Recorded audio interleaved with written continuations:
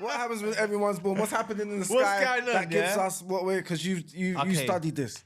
So again, astrology is a study of energy. Yeah, that's in this society, your star sign is a much bigger deal than it ever has been in any society before it. Okay. Yeah. Even in other countries, your rising sign is still the main one. In India, in China, and whatever. It's Your just in rising England. sign. Cardinal energy is the energy of starting something new. It could be ambitious. It could be impulsive.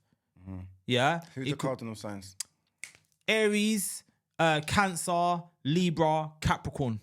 Jesus is a metaphor for the sun. Yeah. Is that what you're trying? Absolutely. Yeah? Okay. Yeah. Fair enough. All right, continue. Just getting it right. Yeah. And he's not even the oldest metaphor for the sun. Okay.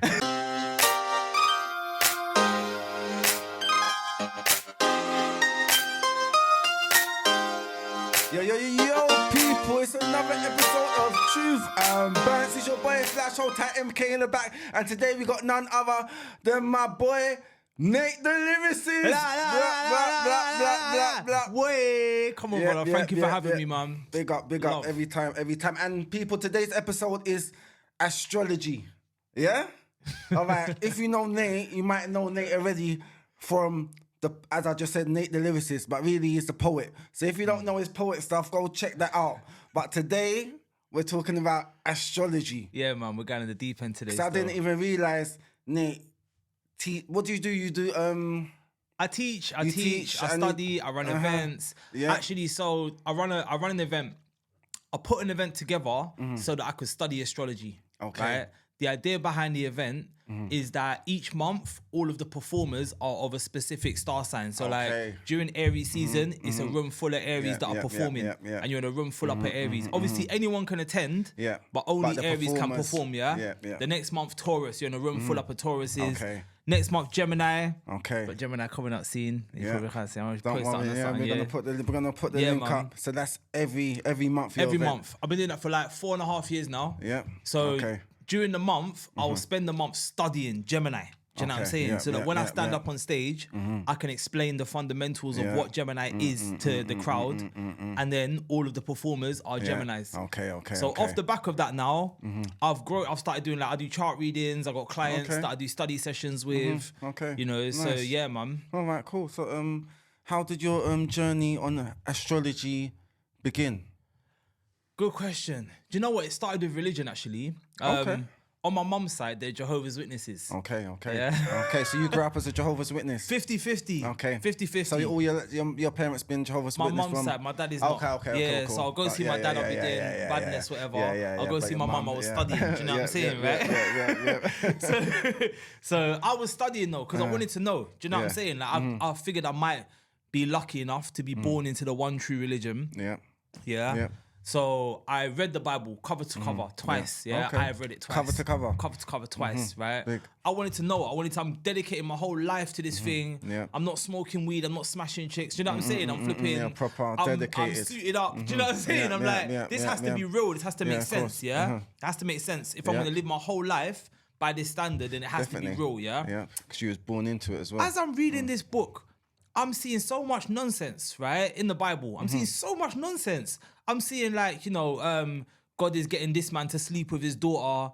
I'm seeing God is killing this man for touching his special box, the Ark of the Covenant. I'm seeing God is sending down bears to kill children because the children called a man bald. Yeah. Okay. And is that in the Bible? Is that one of the? That's the story of Elijah and Elisha. Okay. Yeah. I can't remember which one's which. I think Elisha was first and Elijah was second. Elisha is a prophet. Yeah. He's going around being a prophet. He's doing his thing. He's got his stick. He's got his prophet jacket. One day, Elisha is summoned to heaven. Yeah. Okay. Literally flies up in the sky, drops his jacket on the floor, drops his stick on the floor, and elevates into the sky. Okay. Yeah. Okay. So this is in the Bible. This is a story. So Elijah picks up the jacket, picks up the stick, and says, I'm the new prophet now. He's walking around. He was the understudy. So he's like, I'm the next guy, innit? Yeah. So the children are slewing him. They're like, if you're a prophet, why don't you fly up as well? Go up, you baldy. Go up, you baldy. Okay. So he prays to God, yeah? God sends down 2 bears from the mountain. They tear these children apart. Kill them. The end.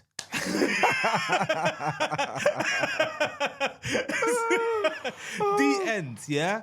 So I'm thinking, So you're questioning God, right? as a man, I could handle that better. Yeah, like, true, I'm thinking, okay, I can't question the almighty God of the universe. Yeah. He must know something I don't know. I spoke to my mum about it. Yeah. You know, she was like, listen, you have to know all things written in the Bible are written for our instruction. You know, God was putting to death a mindset so that now we don't have that same mindset because we can learn from the example. Yeah. I'm like, Mum, Okay. you killed children. That happened. Those were children. And they died. That's how the story goes. If it's a factual book, these are the facts. That's how the story goes. Yeah, that's what I'm looking at as a moral compass. Yeah. I don't want to hear Old Testament, New Testament. There's all kinds of madness, right? Yeah. So I started studying Black history. Okay. I started studying Black history, So that journey led on to you. and I come to find that diving there are the same stories in the Bible Yeah. are carved in stone thousands of years before the Bible was written.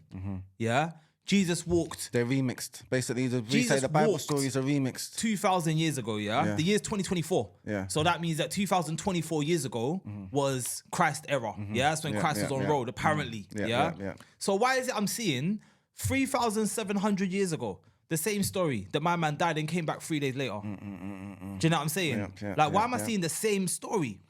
Come to find Happens in out, most religions, isn't it? From my studies, like a lot of the religions got basically similar stories, haven't they? Hinduism. all of them, bro. Yeah. All of them. Come to find out that these are all stories about the sun. The sun, which goes down and comes back up 3 days later during the winter solstice, which The is sun like at that's its in our lowest sky. point for that 3-day period, right? Yeah. Come to find out, all of these are stories about the sun, the moon, the stars, So the different patterns that they make every single year. Can I get this right? Are you trying to say that Jesus is a metaphor for the sun? Yeah, Is that what you're trying? absolutely. Yeah? Okay. Yeah. Fair enough. All right, continue. Just getting it right. Yeah. And he's not even the oldest metaphor for the sun. Okay. You know what I'm saying? So when you're saying he's walking on water, it's not actually the physical Never. There was. So you no, don't believe that there was no physical Jesus that came down from Mary that had the miracle birth? No, that's a story that's older than Jesus. Buddha had immaculate conception. Okay. Apparently, do you know what I'm saying? There's like tons of stories. So you think all of the immaculate conception stories, even when it goes back to Buddha or the oldest one, all of them they weren't come real from though? the same source. None of them are real. No, they all It's just a come from the metaphor same for source. the sun. For all of the movements that happen in the sky. Okay, So okay. basically, like star law. Yeah, star law What's Star Law for? is I like don't know. the stories of the stars. Okay. So the stars do different things, yeah? Like because of the way that the earth moves, because of the way that the sky moves, or the sky appears to move. Yeah. The stars do different things. And those things have been turned into stories with lessons for us. Do you know what I'm Okay, saying? yeah. And then those stories then grew into the separate religions. And each of them added their own thing, bastardized it, added their own culture. Do you know what I'm saying? Put their own seasoning or All their removed little the seasoning touches. or whatever they I want guess to you can say the same with Christianity, isn't it? Because there's so many different sectors Yeah. of when Yeah. it comes to the Bible. All different Catholic, Church of England, this one, that one, all dissected from the same Bible. So definitely it can get interpreted different ways. There's so many stories that I'm seeing. Like the story of the 3 wise men following the star to get to the sun. Okay, Yeah. yeah. Like every winter. Okay, so that was following the star to get to the sun. So Every when they said winter, it's going bro. to Jesus, You know the 3 stars in Orion's belt? yeah, And the star Sirius. yeah, Yeah, Sirius is the closest, or one of the closest stars to our solar system, Yeah, right? yeah. So the 3 stars in Orion's belt and Sirius are always like in a line, yeah? Okay, Because Sirius is the dog star, which is like Orion's pet dog. yeah. So they're always next to each other. But they do fuckery angles. Do you know what I'm saying? Okay. Right? Yeah. But during the winter solstice, when the sun dies and is reborn, yeah, if I've got that right, during that period, these 3 follow this star and they point towards the sun because of Earth's angle, because of where Earth is, yeah, they sit at a certain angle which points towards the sun. Okay. So, is this where we get the Christmas celebration then? Yeah, Is that right? this is where we get that you're story saying that from. you're saying That's that December. the story of the 3 wise men. You're saying following December the sun. something happens around. Do you say in December something I'm saying happens? December. Yeah, I'm So saying is the that around the winter solstice. 25th? Yeah. That's basically 25th. It's actually it's a bit more complex than that. Yeah, Okay. it's something called syncretism, which is basically when a religion takes a culture and basically takes some of that culture and adds it to their religion so that they can get people from that culture to join the religion. Okay. Yeah. Okay. So like the winter celebration, there around the world, everyone has celebrated like the winter solstice for different reasons. Yeah, Do you know what I'm yeah, saying? yeah. So Christians came and brought Christmas during that time as an act of syncretism to get as many people into their space as possible. So it's not just that one story. Okay. Yeah. People's already celebrating that before Christmas. Is that Long what you- time. Saturnalia. They were Okay. celebrating Saturnalia before Christmas. Okay. You know. So basically, the Christians have taken celebration and remolded it yeah. into Yeah. Christmas, Right. which was Saturn. What was it? Saturnalia, which is the Saturnalia. celebration of the planet Saturn. Okay. So, why is Saturn celebrated during that time? During the winter. Yes. Historically, Saturn is considered like the ruler of the winter months, the opposer of the sun, because Saturn is the slowest moving planet visible with the naked eye, right?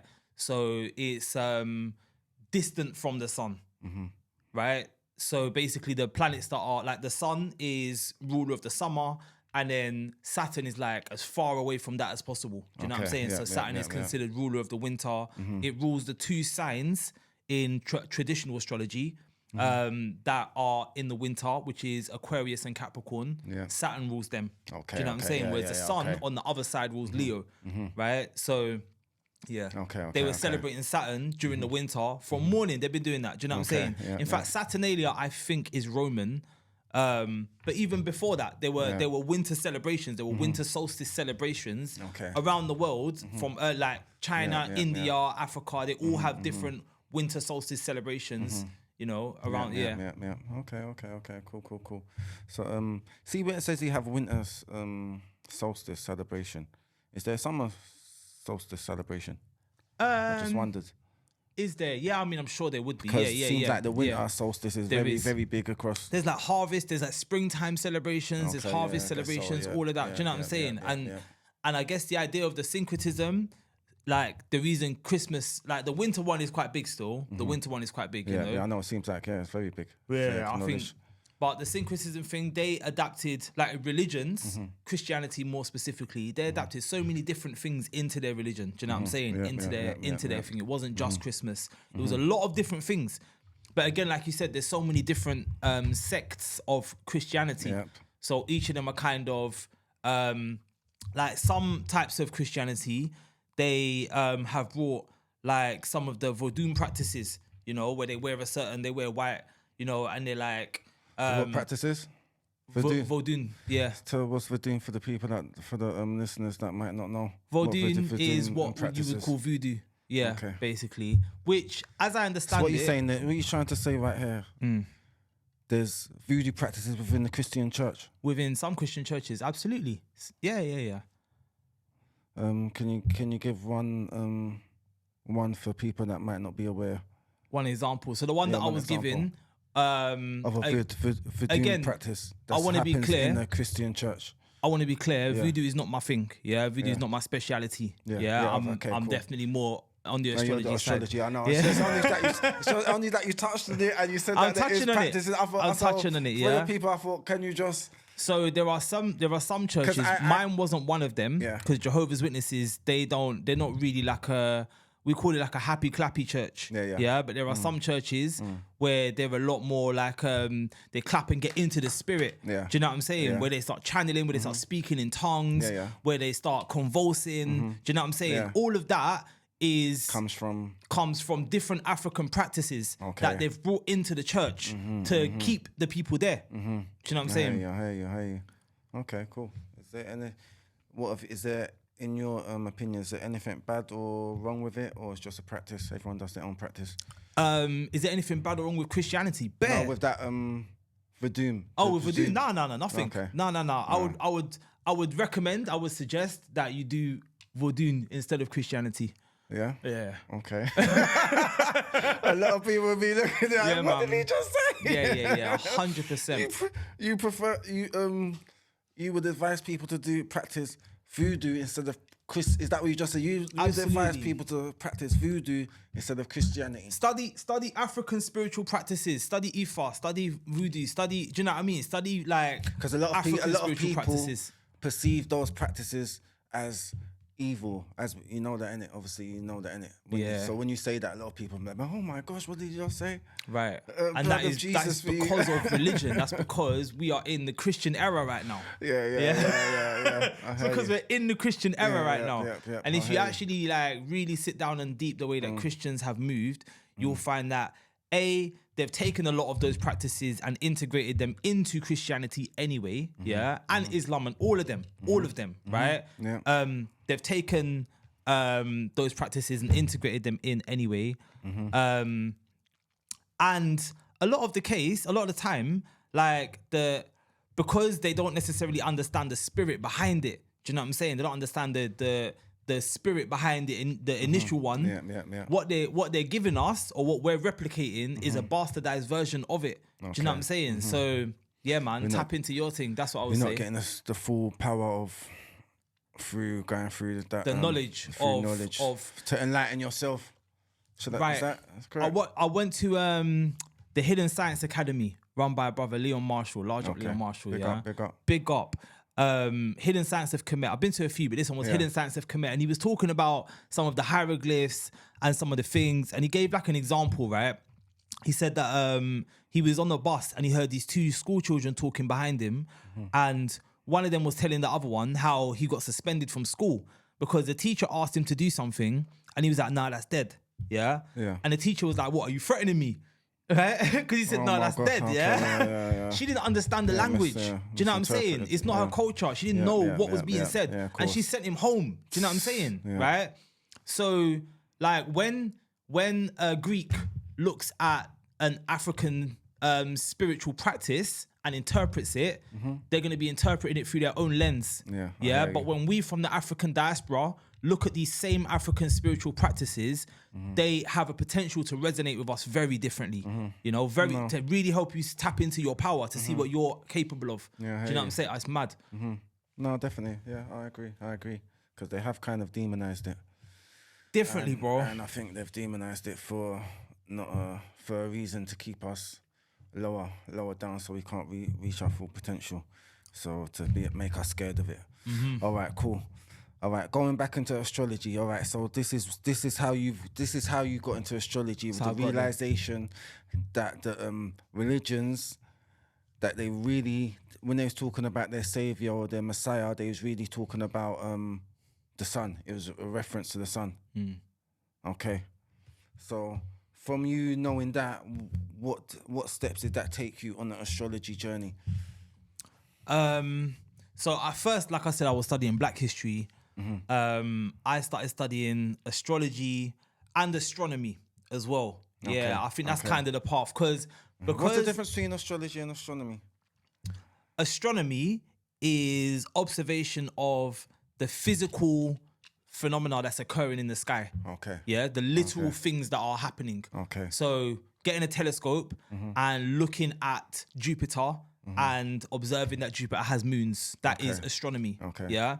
Astrology is maybe interpreting the spiritual implications of those physical things. Okay. Yeah. So astronomy is acknowledging that Jupiter is the largest planet in the solar system. Astrology is saying because Jupiter is the largest planet in the solar system, it's associated with expansion and growth and development and big things. Do you know what I mean? Like an abundance. That's what Jupiter deals with because it's the biggest. Mercury deals with this because it's the fastest. Mars deals with this because, do you know what I'm saying? So astronomy is a big part of my journey still. Got my telescope. Do you know what I'm saying? I got on it. I got on it. I was like, let me wrap my head around what's going on. I've really come to kind of understand a lot more of the celestial movements than I ever thought I would have understood. Do you know what I'm saying? I can look up at the sky now. I can find the North Star. You know, I can see the celestial equator. I can see the ecliptic plane. I can recognize quite a good few constellations, and I know a few of their stories. Not there's way more than I could possibly know at this stage. Yeah, but I know a few of their stories, and I see how a few of their stories relate to religious stories. I see how a few of their stories relate to. Do you know what I'm saying? But I'm coming to learn their stories. You know, there are some stories which are completely separate from religion, and they're just interesting stories of the stars. You know, I'm also learning how astrology itself has been colonized, you know, in a major way. So a part of my journey as a Pan-African, part of my journey. How has it been colonized? Is decolonizing astrology, you know? So the ancient star maps that we have were written in like Babylon, Mesopotamia, even China, But those ancient star maps, because Mesopotamia is in the northern hemisphere, just like London is, just like most of America is, because it's in the northern hemisphere, we can see mostly northern hemisphere constellations.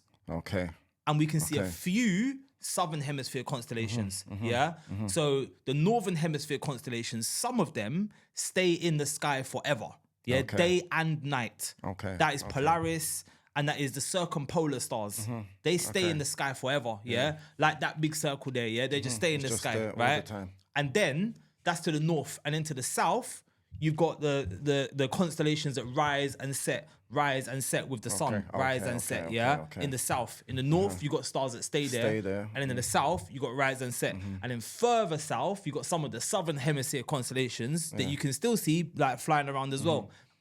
So 1500s now, the Dutch decided they were going to go and invade South Africa, as they were doing at the time, and they've called it the Age of Discovery, and they've also sent out a couple people to go and map out some extra stars, some extra constellations, So they've added some additional constellations, one which is like a cross, one which is like a shield, which is supposed to commemorate the victory of some Christian army, you know. There are other... Wait, hold on. Where do the constellations come from? These are constellations which people decide the constellations? Yeah, so basically, there are billions, infinite of stars in the sky, Yeah, no, I see the constellations. Some of them are more visible than others. Astrology is a study of energy, So energy, we should even touch on that really, but I want to get to your question first, right? Astrology is a study of energy. So if we were in like a desert, you would see bare stars. You probably wouldn't recognize any of them. But somewhere like London, where we have light pollution, we are able to see the most powerful stars. Very true. Those are the constellations. The most powerful ones. The ones that have the most energy. Or the ones that are closest. Do you know what I'm saying? I remember when I was in Africa, I was just looking. Yeah, just bare stars. Do you know what I mean? I didn't actually realize there's so many stars in the sky. And then it's like, how are you going to recognize which ones are the most powerful, which ones are not? In England now, you can only see the brightest. Do you know what I'm saying? So we're seeing like... We're able to see, boom, this is the constellation of Orion, that's Orion's belt. Do you know, that one's always there. But if you were in Sierra Leone, you might just see, you wouldn't even recognize Orion's belt, because it's just overwhelming. So what was I saying? Yeah, basically, the Babylonians have added, or like, not just the Babylonians, but around about that time, Babylonians, Egyptians, them kind of spaces, even where Israel is today, Palestine, Gaza, whatever you want to call it, that space around the Fertile Crescent, they were kind of like one of the first people to like, in terms of documented astrological history that exists today, that is as far back as it goes. There are a few things that are older. There's the Lubombo bone, which was found in South Africa, and the Ishango bone, which I believe was found in Congo. And they are said to be lunar calendars. So like, it's like a bone with like 28 notches on it. And they were presumed to maybe have been counting a cycle of the moon. But it's so far back, like 25,000 years ago. Do you know what I'm saying? That like, we've got little niblets of information, So in terms of like the first large amount of information that we have, boom, we're looking at Babylon, we're looking at Egypt. And these are Northern Hemisphere. So these guys, they looked at the sky and they came up with their systems, And the Greeks came, they studied the systems, and they took it away with them and they bastardized it, basically, created it into what we have today. Okay. You know, Ptolemy came along and basically racist, yeah? In his book, he's talking about how Africans are ugly, yeah? But at the same time, he's going to Egypt and studying astrology, yeah? So he's basically, what's he done? He's basically like standardized astrology in his way, yeah? In the way that he thinks is right. But again, for me, that's colonization. Yeah, it is. Yeah, that's for me. That's colonization. Has he plagiarized basically what was already in the Egyptian Exactly, knowledge and just made it his own and made it his own, labeled it and said this is you know what it is. And so there's a lot that we can learn from him. Yeah, the same thing then, but he's just basically packaged it differently. Is that correct? So it's the same information really, but and it's his book, because it's written in a language we can understand. Is one of the best sources that we have. Do you know what I'm saying? Which is jarring, but that's where we're at. At the minute. That's where I'm at the minute. Do you know what I'm saying? I'm sure there are astrologers. Yeah, definitely. I guess it kind of goes back to the story you saying of the Bible now. Similar. All right then, cool. All right, so given this information that you got from astrology and going back to the stars. Obviously, we're all born within time, and whenever the star, you be able to explain it more when the suns aligned and stuff. How do you figure out where does this? Everyone's got their own star sign. How's it working? How's it? Okay. What's happened? What happens when you're born? Yeah. Everyone's born. What happens when everyone's born? What's happening in the sky that gives us what we're? Because you studied this. So again, astrology is a study of energy. Yeah, that's where I like to start at my event. Just ground that, right? So, energy is like, let's say me and you were to walk into a forest, we would just see bare trees. We would see trees, right? But if a botanist, if someone who studies plants or trees were to walk into that forest, they would see something different. Yeah, definitely. Yeah, they would see like 3 weeping willows, 4 oak trees, 5 birch woods. That means something. That's interesting. I didn't know that would grow in these conditions and blah, blah, blah. Do you know what I'm saying? That must mean that because they have more information. They've studied it. They have more words. So astrology is a study of energy. Yeah, energy is the Wikipedia definition of energy it's a physics definition, but it is very good. To summarize. It basically says that energy is best perceived through like the force that it exerts, you know. So like you've got high energy and then you've got low energy. Do you know what I'm saying? Yeah. Like it's gonna be less force or like more force. And that's physical. Yeah. Right. But in terms of like spiritual energy, it's gonna be understood a little bit differently. Yeah. It also mentions that energy is best recognized in the form of heat and light. Okay. Yeah, heat and light is what we see when energy is being expressed at a high level. Yeah, it comes to heat and light. Yeah. So the biggest ball of energy in our environment is the sun. Yeah. Yeah, the sun is a large ball of energy that is flinging energy at Earth all the time, right? So of this energy basically moves in frequencies, vibrations, oscillations. So what that looks like is a high vibrational frequency or a low vibrational frequency. So what that means is, let's say you got this space. I did this here, yeah? Let's say you got this space, so a high frequency is going to be, a frequency is measured from the top, the crest of one wave to the crest of the other wave. So 1, 2, 3, 4, 5. Yeah, that's like high frequency. That is frequently going like that. Low frequency is a bass. Low frequency is 1, 2. Right? So that is low frequency and high frequency.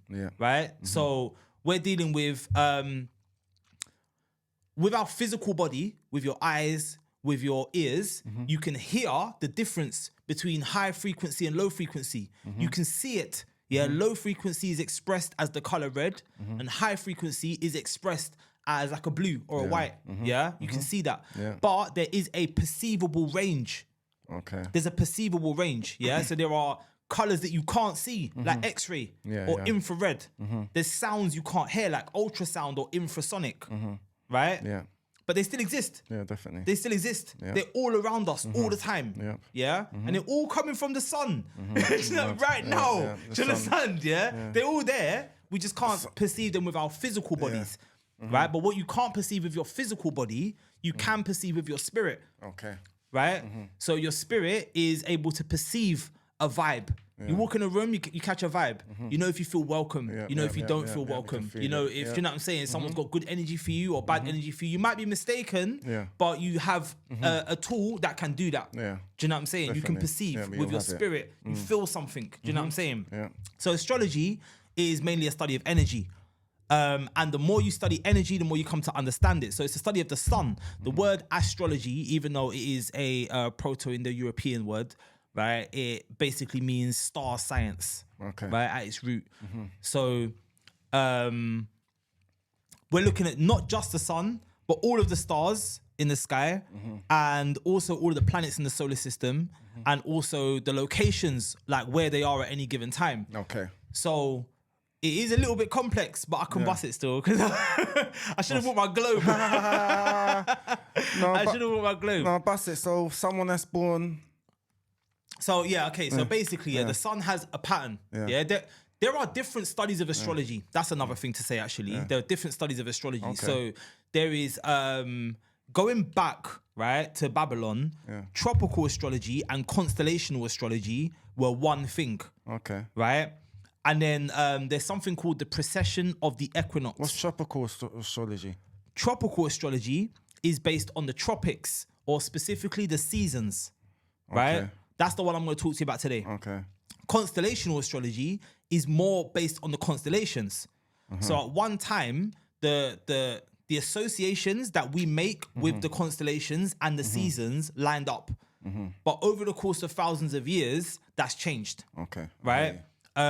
So where does star signs come from? Where does that come from? So when someone's like, I don't know, whatever they are, Gemini, Aries. Cool. There are... I'm going to say 48 constellations in the sky. Yeah, there are 88, but that's the colonizers are adding the extra 4, So there are 48 constellations in the sky, probably even less if you go further back. Of them, only 12 of them, 13, 14, if you want to even get technical, sit on the ecliptic plane. Okay. The ecliptic plane is the sun's path. Okay. So cool. Imagine like there's the celestial sphere. The celestial sphere is basically... all of the stars, but in like a sphere from our perspective, because we live on a sphere. So when we're looking at the stars, we do see them as a sphere. That's what we see, right? So the celestial sphere, let's say there are 48 constellations on there. Like Orion is one of them, but nobody's star sign is Orion. Yeah, no one's star sign is Orion. That is because the sun never passes through Orion. So let's say this is the sun in the middle, and this is the earth, and you are Aries, So right now, from Earth's perspective, the sun is in Aries, and then Earth is going to move this way, and now the sun is in another sign, and then Earth's going to move this way, and now the sun is in Libra, and then Earth's going to move this way, and now the sun is in, and do you know what I'm saying? So as Earth is moving around the sun, counterclockwise, it's... a different sign is going to be behind the sun at any given moment. But it's never going to go down so that Orion is behind the sun. Or up so that, you know what I mean? Auriga or whatever is behind the sun, It's only those 12 forever.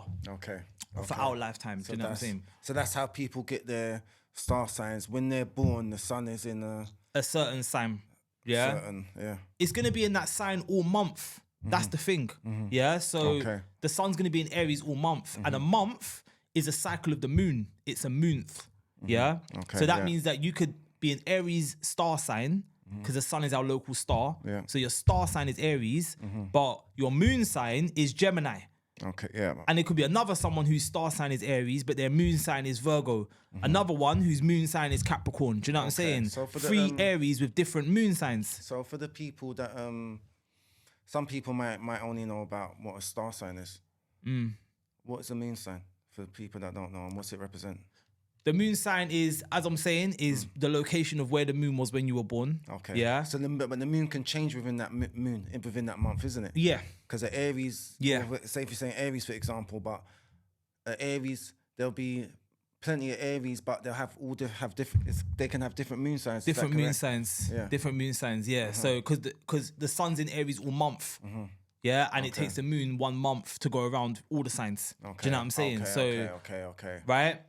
So the moon in astrology, the sun represents energy that is overt and visual. Is this for the person? For the person. Right, yeah, for the person. Good question. All right, cool. So, Yeah. the star sign for a person, what does their star sign represent within them? Energy that is visible. Moon? Energy that is overt. How many signs is there within a person when they're born? Bare. There's bare. Yeah, because it's not just the sun and moon. I thought it was just. I thought it was three. I thought there was a sun, star sign, which is star sign, sun sign, right? Yep, same. Star sign, moon sign. Moon sign. And is it a rising? Rising. Right. I was studying. Rising. So I thought it was just those are the main. Nah, but then where was signs. Venus? Where was Mars? Where was Jupiter? Where was Saturn? So where these was are the Neptune? three main ones then, yeah? Those are the big three, yeah. Those are the big three Those are still. the three that affect you the most. The most. Yeah. So how does that affect a person? Each sign, what do they represent within Your the person? rising sign is who you are. Yeah? Your rising sign is who you are. What do you mean? When you meet them first off? As in, I'm a Sagittarius rising with a Gemini sun and the moon in Pisces. Yeah? Okay. So I am a Sagittarius. It's not that I am a Gemini. Yeah. I am a Sagittarius. Yeah. Took me a long time to make sense of that and to get used to it because in this society, your star sign is a much bigger deal than it ever has been in any society before it. Okay. Yeah? Even in other countries, your rising sign is still the main one. In India, in China, and whatever. It's Your just in rising England. sign. Your ascendant, your rising, yeah. Okay. It's just in England, I think, and probably America, that the star sign is the big one, is the big deal. Do you know what I'm saying? And that is something that's only happened in the past couple 100 years. Okay. Right? Before that, people knew astrology, right? It's only very, very recently that we've really dissociated from spirituality in this country. Even if you go back a few hundred years to the times of like William Lilly, who's a British astrologer, you know, these times people knew their rising sign. Yeah. Okay. Your rising sign is who you are, right? It's gonna dictate how you travel through life. It's gonna dictate a lot of your experiences. If I was doing a chart reading for you, I would look at your rising sign So what you're first. saying, the rising sign is, are you saying the rising sign is the most important sign? Yes. It's more powerful than your star sign. It's more effective to you and in correspondence to what's happening within your life. I would say yes, yeah. It basically sets the tone for the rest of the chart. So when someone, because a lot of people check up their astrology and they read their star signs just daily, whatever. So for those people, would you suggest that would be better for them to see what it's saying about their rising sign rather than their star sign? 100%. Yeah. 100%. Yeah. 100%. I would say that, really coming to understand your rising sign will help you understand your whole chart a lot better. Okay. But, you know, it will help you understand a lot of the energy that you're dealing with, that you're looking at when you're looking at anything astrological. A lot of the time when people are looking at astrology apps and that, there's a lot of there's a lot of nonsense because there's a lot of projection on there, you know. One thing is really important that I always say is that energy exists on an axis. Yeah, I remember we're talking about energy, yeah?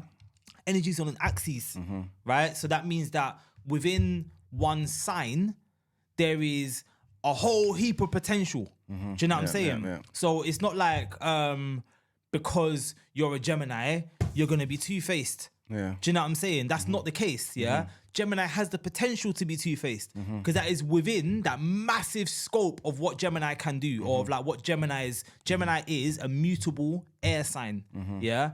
And because it's a mutable air sign, it expresses things that only mutable air can express, yeah? As opposed to cardinal fire or fixed earth or mutable water. Do you know what I'm saying? Like it's only mutable air can express these qualities, yeah? So it doesn't mean that you have to express every single quality that mutable air is capable of. Do you know what I'm saying? Like you might take that two-faced potential and turn it into open-mindedness.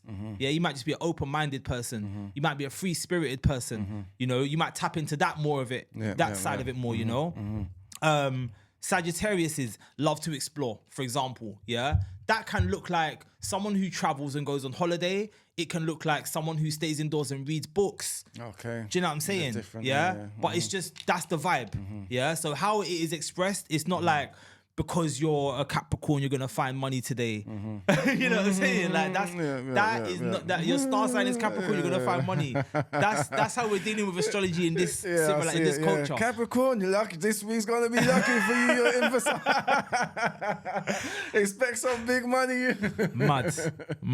And there's a reason for that as well. Yeah. Again, it's largely down to colonialism, but it is like we got to a point in this country, at the least I can say, where astrology got into the hands of the average person, you and me, yeah? Because astrology prior to this, in fact, if we go back to Babylon, back to Egypt, yeah? Astrology wasn't, what's your star sign, what's my star sign? Astrology was priests, the king's priest, yeah, would look for omens in the sky that would affect the country, the nation, yeah? That was what they were dealing with, right? So they don't really used to look at it individually on a personal level. That's a brand new. That's very new still. Is that, would you say it's a good thing or? It's good. Yeah, it's good, man. It's good. It's good. It's insightful. It's insightful, you know. But it's definitely new. But you, all right, cool. So discuss what each what is it? Star, moon, and rising represent within everyone. That's it. So your rising represents the self. Yeah. The star, the sun, is energy that is very visible. It's energy that you cannot hide. It is the sun. The sun is going to express, yeah, whatever people say about it. People, unfortunately, one of the most common rhetorics I hear is that the sun represents the self and the rising represents the first impression. I don't go with that. I don't think that's true. The rising is the self. Yeah, the rising is who you are. The rising is the landlord. The rising dictates the chart. It is because I am a Sagittarius rising that I have the moon in the 4th house. If I was a Scorpio rising, I would have the moon in the 5th house. And that would change a lot for me. Do you know what I'm saying? Yeah, so it is because I am this rising sign that all of my planets are where they are. Okay. Yeah. But if my moon sign changed, none of the other planets would change. If my star sign changed, none of the other planets would change. Do you know what I'm saying? But my rising sign dictates where everything in the chart is. That is me. That's my life. Yeah, that's my life. The moon is more reflective in astrology. Yeah, so the moon is when you reflect on something. Yeah, so it's more when it's how you think. Thinking. Okay, it's how you think. It's how you feel. It's what's going on inside your head. That's what the moon is generally associated with in astrology. Yeah, what's going on inside your head, like yeah, whether it's a comfortable place to be, whether it's like an Aries moon, for example. Yeah, someone who was born when the moon was in Aries. Might be someone who has that, because Aries is the cardinal fire sign. Yeah, so someone who the inside, the way they think is going to be cardinal, which is go. Yeah, we should speak about that next actually. And fire, which is again, yeah. So someone who has an Aries moon might be someone who thinks like that. Do you know what I mean? Someone who's quick thinking maybe, or someone who might be a bit insensitive in the way they think. Yeah. Whereas someone who has a Cancer moon, yeah, Cancer's cardinal water. Cancer's a lot more sensitive. Cancer's a bit more emotional. Someone who's got a Cancer moon is gonna think differently from that person. Yeah. Even if they are both Taurus suns. Moon, I think. Same. Come on. Yeah, he got. Gang. Even if they're both Taurus suns, they're gonna think differently. Do you know what I'm saying? Because they got different moon signs. Yeah. Hey. Definitely. All right, cool. So all right, cool. So you're saying that everything affects everyone, but it won't affect everyone the same because no one's chart is exactly the same. Yeah, facts. Yeah, absolutely. All right, cool. All right, now let's talk about the different signs, different types of signs. Okay. What they all represent. Let's talk about tropical, because tropical astrology is what we're talking about today, yeah? So tropical astrology is based on. You know what I was talking about? I was talking about first the cardinal, like. Yeah, that's it. That's what is I'm that talking the same about. thing? Same Okay, thing, cool. same thing. We're tying it in. Tropical astrology is based on the movements of the sun specifically. Okay. Yeah, the solstices and the equinoxes. There are 2 solstices every year. Yeah. There are 2 equinoxes every year. Okay. Solstice is sol, I think it's a Latin word. Sol, sun, stis, stand still. So it's when the sun stands still. For 3 days. Right? Okay. Equinox is equal, nox, night. When day and night are of equal length. Okay. So you got the summer solstice, which is the longest day of the year. Yeah, the sun stands still. Summer solstice. Yeah. After that, the days can only get shorter. They get shorter and shorter and shorter until we reach the equinox, the autumn equinox. Yeah, when day and night are of equal length. Okay. The days carry on getting shorter and shorter and shorter until we reach the winter solstice, shortest day of the year. Finished. After which point the days can only get longer, longer and longer and longer. Spring equinox. Longer and longer and longer, summer solstice. Shorter and shorter and shorter, yeah? So within those 1, 2, 3, 4 quadrants, within those 4 quadrants, are the 12 signs. Okay. There are 3 signs in each, 3, 6, 9, 12, yeah? The first one, the one that comes after the solstice, the one that comes after the equinox, the one that comes after the solstice, the one that comes after. Those first ones are cardinal signs. Okay. Yeah, cardinal. The ones that come first after First. each. So if you are born immediately after the solstice or immediately after the equinox, you are a cardinal sign. Yeah, the sun was in a cardinal sign when you were born. So cardinal energy is quite simply the energy of starting something new. Yeah, of cardinality, of like new beginnings. What sign's a cardinal sign again? Is that That's Aries. fire signs? Yeah, is that No. Fire is different from like fire is element. Okay. And cardinal is modality. Okay. There are 4 cardinal signs, one of each element. Okay. All right, cool. All right, break it down. Yeah. So Aries is the cardinal fire sign. The cardinal signs linked with the elements. Yeah, for sure. All right, cool. Because there's 4 elements and 3 modalities: cardinal, fixed, mutable, fire, earth, air, water. Yeah. So 4 and 3 makes 12. Okay. There is only 1 cardinal fire sign. There's only 1 fixed fire sign. There's only 1 mutable fire sign. Okay. Yeah, there's only 1 mutable air sign, and that is mutable air energy. It can do bare stuff. Do you know what I'm saying, right? It can be expressed in so many. If Venus is in Gemini, it's different from if Mars is in Gemini, or if the Moon is in Gemini, or if the Sun is in Gemini, if your rising is Gemini. Do you know what I'm saying? You're gonna express mutable air energy a little piece differently based on like where it is for you and what transits are hitting you and what you're doing with your life. Do you know what I'm saying? Yeah, definitely. So the one that comes after the solstice or equinox is cardinal. Cardinal energy is the energy of starting something new. It could be ambitious. It could be impulsive. Yeah. Who's the cardinal signs? Aries, Cancer, Libra, Capricorn. Okay, cool. Yeah, Aries, Cancer, Libra, Capricorn. Right, those are the 4. So again, because Aries is cardinal fire and Capricorn is cardinal earth. This example I like to give you, cardinal fire, cardinal. Remember, cardinal is the start of something. This is cardinal fire. This is Aries, the spark, the ba, ba, ba, ba. Do you know what I'm saying, yeah? Whereas Capricorn is cardinal earth. So how does earth start something? Like imagine planting a seed and nurturing it and being patient and waiting while it grows and letting it. That's the difference. It's still cardinal energy. It's still the energy of starting something. Do you know what I'm saying? A bit more patient with it's different with earth and fire and water and air. Yeah. Fixed signs come after cardinal. Okay. Fixed is in the middle of the season. Cardinal starts the season. Fixed comes next. So fixed energy is consistent, is reliable, is stable, is consistent. Do you know what I mean? We're going to carry on. We're going to carry on doing more of that. Do you know what I'm saying? Whatever's going on, we're just going to keep it going. I don't want to change. I want to leave my house. I'm going to stay wrapped up in my blanket. I'm going to eat my food. Do you know what I mean? This is all fixed energy. This is, fixed energy. And then after that comes mutable energy. So who's the fixed energy ones? Fixed energy is Taurus, Scorpio, Aquarius, and Leo. Okay. I know I haven't said that in the right order, but you know, yeah, it's those four. As long as all the same four. Yeah. We don't know there was an order. yeah. But it's those four. It's those four. It's those four. Okay. Again, 1 fire, 1 earth, 1 water, 1 air. Fixed signs. Yeah. Okay. And those 4, like I said, fixed energy. So fixed energy can be stubborn. Do you know what I'm saying? Fixed. Just think of fixed. Yeah, it's not going to move. It's Yeah, fixed. Yeah.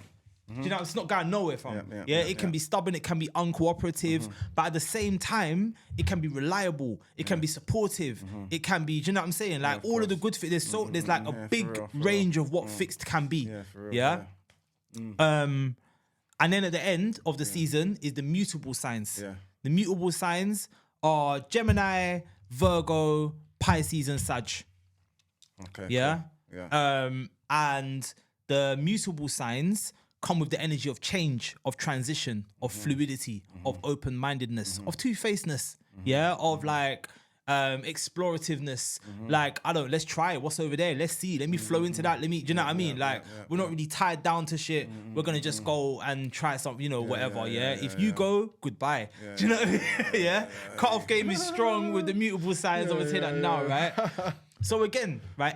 Not everybody, but actually everybody is going to have a mixture of cardinal, fixed and mutable energy in their chart. Yeah. Because when you were born, for example, the sun might be in Taurus, the moon might be in Virgo, the Venus might be in Gemini, Mars might be, do you know what I'm saying? Like one in the mutable mixture. sign, one in the fixed sign, one in the cardinal sign, another one in the water sign, do you know what I'm saying? So it's like you're going to have a mixture of all of that going on in you. Yeah? And your rising sign is the one that sets it all up. That's the one that's the landlord. That's the one that dictates everything, where everything sits. Yeah? There's levels to it. There's like sect, for example. So like if you were born at day or if you were born at night, it makes a difference, right? Okay. And your rising sign is the one which basically like that was what was rising at the moment of your birth. So if if let's say for example you're an Aries star sign, yeah? Yeah. So you're an Aries, yeah, okay, right, yeah. So if you were born at sunrise, then Aries was on the eastern horizon. Aries was rising at the time of your birth. But if you were born at the middle of the day, then the sun is going to be high in the sky. The sun is still in Aries all day. That's not going to change. Yeah, all month even. The sun is now high in the sky. So that means it's another sign that is on the eastern horizon. Okay. Yeah. If you were born at sunset, then the sun is still in Aries. Yeah. It's another sign on the eastern horizon. Yeah. If you were born in the middle of the night, the sun is down there. The sun is still in Aries. It's another sign on the eastern horizon. If you were born at sunrise, then Aries is your rising sign. Yeah. Taurus, Gemini, Cancer, Leo, Virgo. Do you know what I'm saying? Yeah. As it moves. So, okay. yeah. So because of that, like if you were born at day or if you were born at night, it makes a difference in your chart. Your rising sign is the landlord for sure. I hear you. I got to double check my rising sign. You need to know your time of birth for the rising sign, to the minute, ideally. Because it does, your rising sign is really what the time is going to affect, Like your date of birth, if for example, Mars is in Cancer, right now, that is going to be the case for a while, for like a couple weeks to like a month or so. So it's not going to, like, if you just know your date of birth, you will still be able to find out if Mars was in Cancer or that won't change. Do you know what I'm saying? But whether Mars was in Cancer above the horizon or beneath the horizon, that's the difference. Do you know what I'm saying? That the time makes, and the time is important for that. Yeah. No, definitely. 100%. I know it's daytime, but I'm not too sure. I've got to double check. All right, cool. So now we're going into, what was the last one you discussed? That was the what signs? Mutable. Cardinal, fixed, mutable. All right, can we talk about the... Did we discuss the elements? We can talk about the elements. Yeah. Okay. Was it elemental signs, yeah? Elements. Elements. Elements, all right, cool. So elements in astrology, even though we're saying elements, we're talking on a macro level as opposed to a micro level, yeah? So my favorite one to talk about is water, for example. We know water is H2O. Yeah. That's the elemental composition of water, 2 parts hydrogen, 1 part oxygen, H2O, right? On a micro level. But on a macro level, everything around us is said to have been made by one of 4 elements. This is Hermetic philosophy, as I understand it. Okay. And it possibly predates Hermeticism, but honestly, I don't know. Yeah. I don't know. What I do know is that different cultures do have slightly different perspectives on this. Yeah. So like in tropical astrology, which has been co-opted or colonized by the West and is now often considered Western astrology, but Western astrology and tropical astrology are different. Yeah, tropical astrology predates Western astrology. The West came, took tropical astrology and said, "This is our thing." Yeah, just I want to make that. I want to make that clear. Yeah. Okay. Gotta make that clear because that rattles me. I can't lie. People are like tropical astrology is Western. It's not. It's not. Okay. It's before. Damn, I can't remember what I was saying now. Fuck. Talking about the elements, weren't you? The elements, right? Okay, yeah. So across different cultures, some of them add different elements. Yeah. In tropical, you got fire, earth, air, and water. Fire, earth, air, and water. And they say that everything in our environment is made of one of those 4 elements. Yeah. It doesn't necessarily have to be water. It can be liquid. Yeah. Doesn't necessarily have to be earth. It can be something solid, something physical. Okay. Yeah. So everything is either physical, liquid, gaseous, or ethereal. Yeah. Okay. Right. Those are the 4. Chinese astrology, they separate earth into steel and wood, I believe. Yeah. Steel, which is like a purified earth. And I don't think they have earth in the same way that we have. They might have earth as well, actually. I'm not so tapped in with the Chinese. I've been trying to dig into my Indian astrology a bit more, but the Chinese, you know. They look at it a bit different then. They do. They all do. This is what I'm saying, right? They all do. They all do. But it's different regions look at. It's still like a similar principle. It's a similar principle. Yeah, the principle is that everything around us is made of one of these elements. Yeah, that's the principle, and that translates to the human personality as well. Yeah, so you got a fiery person, you got a watery person. So like a fiery person will be someone who could be maybe again impulsive, fiery, insensitive, fiery, passionate, fiery, vibrant, fiery, life of the party, fiery. Do you know what I'm saying? Yeah. There's like loads of good and bad things that fire can bring into a you know, inspirational, fiery. Do you know what I'm saying, right? A watery person or like watery energy is definitely considered a lot more sensitive, perceptive, emotional, feeling. Yeah. Airy energy, air signs are more associated with thought, communication, intellect. What's the last one? Earthy signs, earth signs are more associated again with physical comforts. Yeah, with money, Capricorn. Everyone talk about Capricorn getting money. Do you know what I'm saying? With like physical things, with like food, with physical touch. Do you know what I'm saying? This is all earthy energy. So someone who has maybe Venus in an earth sign, physical touch might be their love language. Do you know what I'm saying? Yeah, that's how it works for people. You know. So that basically creates what they like and dislike, basically. But obviously, it's not always on that because they might have different aspects. Different aspects, for sure. Yeah, there's levels to it. I would recommend that, you know, if you want to understand, you either study yourself. That's my first recommendation. Yeah, my first recommendation is study astrology yourself. Don't go into an app and ask the app, what does this mean? Because the app will project what it believes onto you. Yeah, like you'll get the app saying things like you shouldn't do this because, you know, you're probably not very good at that. Or, you know, you might meet someone and they won't be good at this. Or you might meet someone and they won't be good at that. You know, I don't like that, man. That don't work for me. My big 3, like I said, Sagittarius, Pisces and Gemini, all 3 are mutable signs. So I'm very like free-spirited. I don't like this box that they're trying to, you know, like when you read an app and the app is projecting what they believe onto like any of them, dead the app, long it. It's better for you to understand how to actually interpret the stars, the signs, the planets. It's long. It's long, yeah?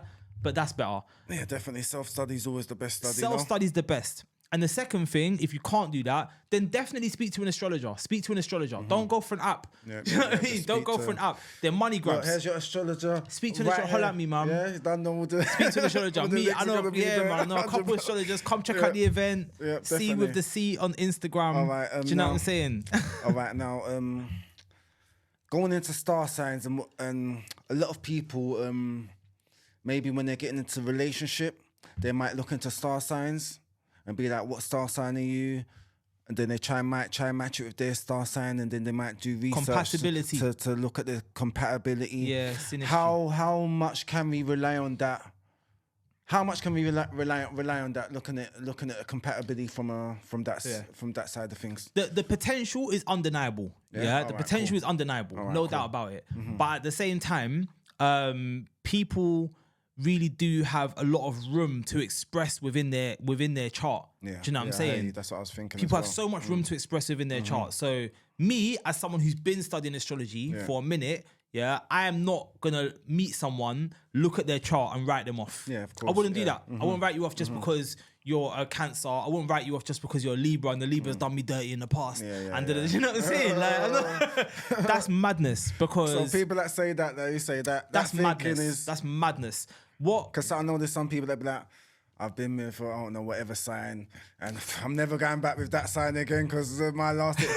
we say you can't use that as a. I as a wouldn't. as- I would definitely not. You know, yeah, some yeah. people have been hurt in it. I know. Yeah, maybe some people have had more than one Some people experience have been with, hurt, with man. the same sign, I guess. But given what you said, which is your opinion, which would be that even looking at it, the star sign wouldn't even really be the sign that you identify with as looking at the character, isn't it? That's what you're saying. You say it would be more the rising sign, isn't it? The best technique is to look at the sign that is 7 signs away from the rising sign. Yeah, whatever sign is opposite the rising sign, that is the sign that is associated with relationships for you or for your rising sign. Okay. So let's say you were an Aries rising. Yeah. Libra is opposite Aries, and Libra therefore would sit in the house of relationships for you. Being an Aries rising, not an Aries sun, an Aries rising. Yeah, Libra would be in the house of relationships for you. So what about me as an Aries sun looking at a Libra rising? That a Libra sun as well. That's not really the way to look at it. It's Is that not what you're really. saying? It's not really. Yeah, It's okay. not. 'Cause Again, it can work though. That's the majority. Is the way. But it can work. People do look at it because obviously in this Western world we look at it as Based the on star just the sign star is sign. the main thing. Some people don't. Some people I know It's a there's some very people even watching simplistic way this. to They look don't at it. even It's a know very about them other like signs. ABC astrology way to look at it. Do you know what I'm saying? yeah. Like there's obviously way more levels to it. You can look at your Juno placement, which is like an asteroid that's said to deal with relationships or like finding your partner. Okay. You know, relationships in the 7th house can take so many. It can be like a platonic relationship. It can be a romantic relationship. It can be a lot of different things, you know. So you wouldn't just look at it and be like, bang, this is the one. It's not like every Libra you meet is going to be your person. Do you know what I'm saying? Yeah. So the way that I think about love, right? I think love is not necessarily exclusive to one person, right? So like I might meet someone and I love that person for real, right? And I'm not so big into the polygamy thing. I would do it, but obviously I'd have to converse with my partner first and make sure she's on it. Do you know what I'm saying, right? Because I can see how it could work, but like you might meet someone and they bring out a certain power for you. They bring out a certain energy for you. Do you know what I mean? They help you. Like let's say I meet someone and she's got Mars or Venus in Gemini.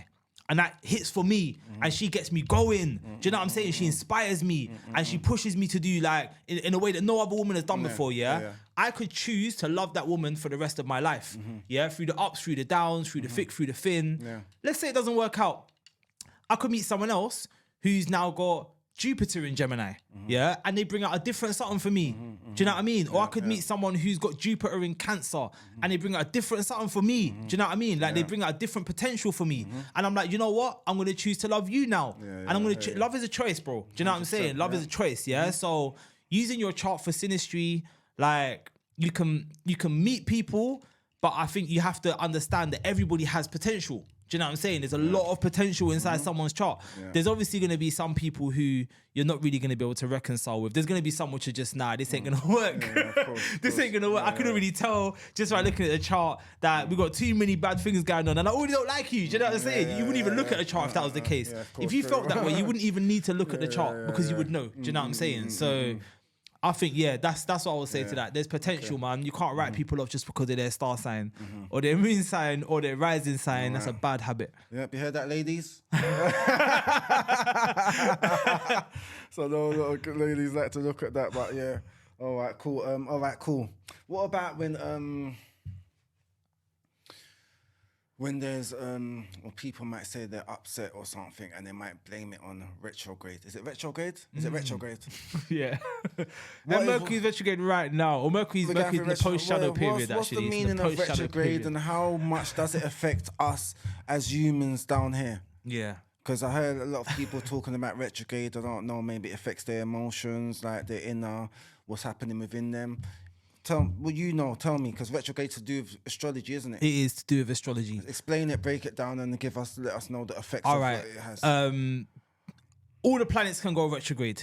Yeah. Yeah.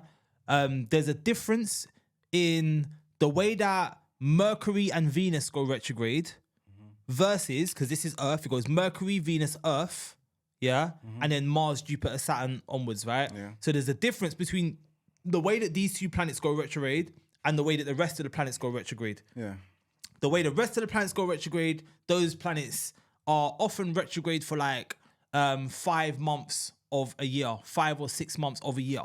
Every year, these planets will go retrograde for long periods of time. What does retrograde mean? Retrograde means that they appear to be moving backwards in the sky. Okay. So all of the planets are orbiting the sun counterclockwise. Yeah, all of them, all of us, including Earth. Yeah, orbiting the sun counterclockwise. Let's say, let's say we've got Saturn. Saturn is orbiting the sun counterclockwise, yeah? But it's moving slow. Earth is moving faster, yeah?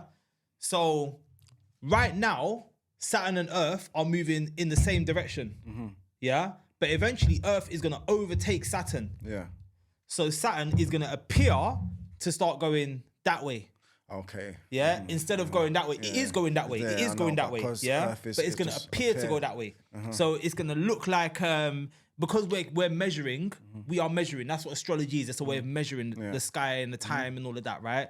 So because we're looking at it, we're saying, okay, so Saturn is at 1 degree of Aries. Saturn is at 2 degrees of Aries. Saturn is at 3 degrees of Aries. Saturn is at 4 degrees of Aries. And then as we're orbiting, yeah, so now, boom, we're passing it. So now Saturn's at 3 degrees. Now it's at now it's at 2 degrees. Now it's at 1 degree. Now it's at 0 degrees. Now it's back in Pisces. Now it's going backwards. Do you know what I'm saying? Until we get to a certain point where it's going to start moving forwards again. Okay. Yeah? Or when it will appear to basically move the meaning forwards. of retrograde. When That's what it means. So when So that what happens, what happens is within the atmosphere. whatever the planet has been doing up until that point, Yeah. it revisits. We go backwards. Do you know what I'm saying? We go backwards. Yeah. Different planets carry different archetypes. Okay. Yeah. So Mercury, which is the most common one, because Mercury goes retrograde like 2-3 times a year, whereas Saturn will go retrograde once a year for like 5 months. Yeah.